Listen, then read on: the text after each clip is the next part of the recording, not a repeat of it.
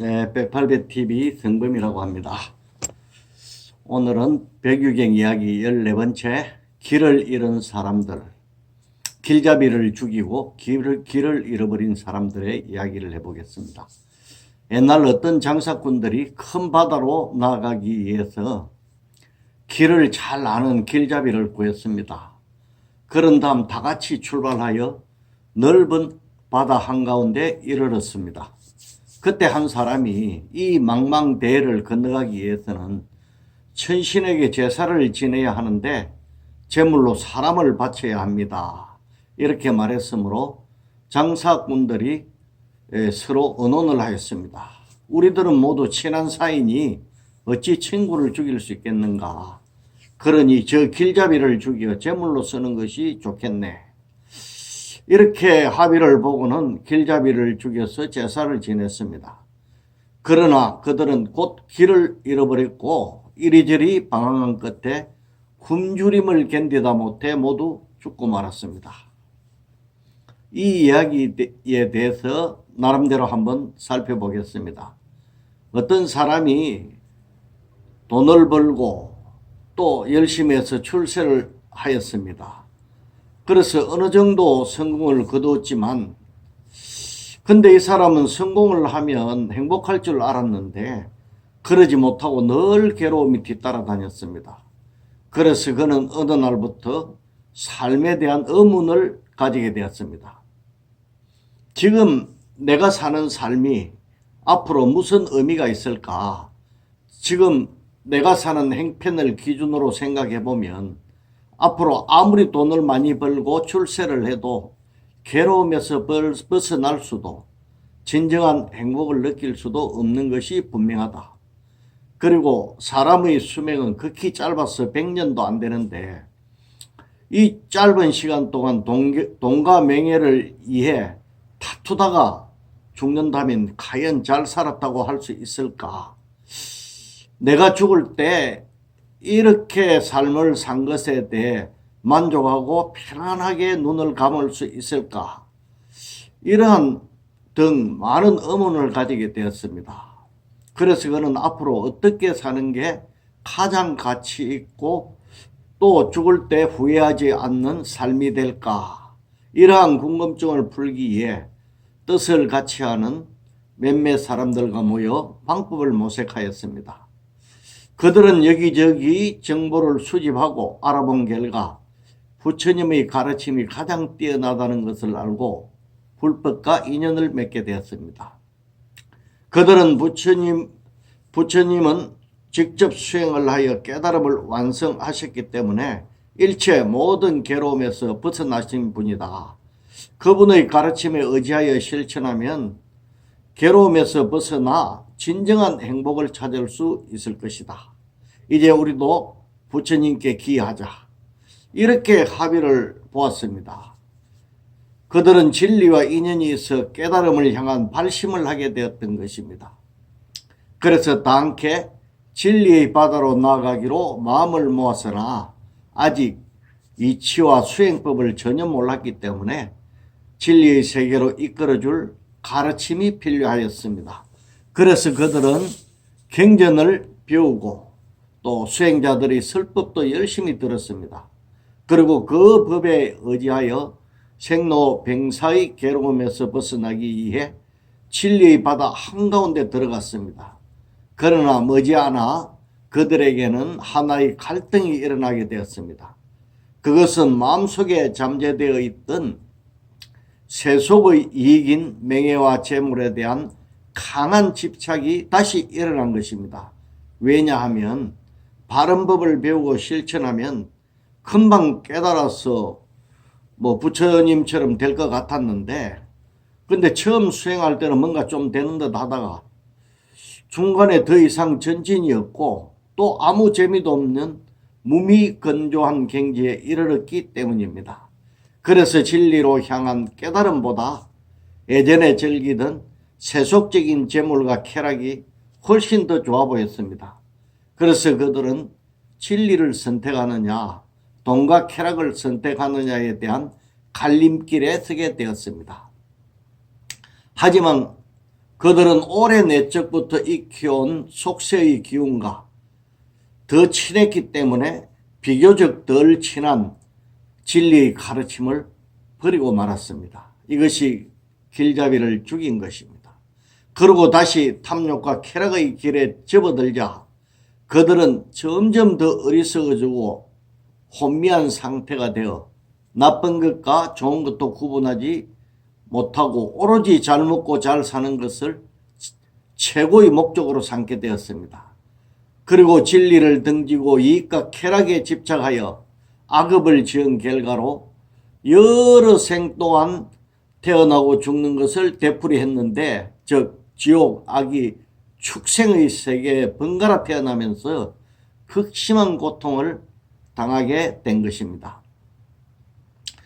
누구든지 수행을 하는 과정에서는 힘든 고비가 몇 번 나타나게 되는데, 이 지점에서 진리에 대한 믿음이 부족한 사람은 수행의 길을 등지게 되는 것입니다.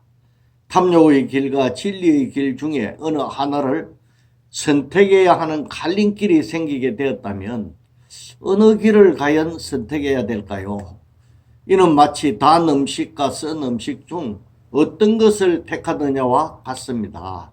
단 음식을 계속 먹으면 몸에 해로워지고 또 실증을 느끼게 됩니다. 하지만 쓴 음식은 처음 먹기엔 힘들지만 먹을수록 건강해지고 또 맛도 좋아집니다. 속담에 웃음 먹기는 곶감이 달다는 말이 있습니다. 이 말은 곶감이 맛있다고 계속해서 먹게 되면 변비 등 여러 가지 병에 걸려서 건강에 이상이 오고 나중에 그 단맛에 또 질려버리게 됩니다.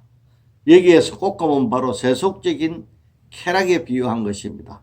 처음에는 좋지만 갈수록 나빠지는 상태가 되죠. 우리 주위에서 흔히 일어나는 일을 예로 한번 들어보겠습니다. 어떤 사람이 하루는 조용한 수도원에 가서 기도나 수행을 하려고 마음을 먹고 집을 나섰습니다. 그때 마침 어떤 친구가 찾아왔습니다. 야, 아주 재밌고 좋은 것이 있는데 가서 오늘 즐겁게 놀자. 이렇게 유혹한다면 과연 어디로 가게 될까요? 지금 제 생각으로는 바른 법과 세간의 즐거움에 대한 선택을 해야 할 일이 생기면 가감하게 바른 법으로 가는 길을 선택해야 한다고 봅니다. 물론 일의 경중에 따라 때로는 융통성이 필요합니다만 특별히 중요한 일이 아니면 진리의 길인 선법을 선택하여 전체적인 에너지가 진리로 향해 나아가게 해야 할 것입니다. 물질적 쾌락에 집착하면 점점 더 큰 쾌락을 찾아가게 되어 결국 몸과 마음을 병들게 하지만 진리의 길을 선택하면 내면의 평화가 깃들어 오기 때문입니다. 그래서 갈림길이 나타나면 우선 즐거운 곳보다 재미는 없어도 진리로 향하는 길을 선택하는 것이 좋습니다. 진리로 향하는 길은 처음에는 무미건조할지 몰라도 익숙되면 점차 괴로움이 소멸되고 마음을 안락한 경지로 이끌어 줄 것입니다.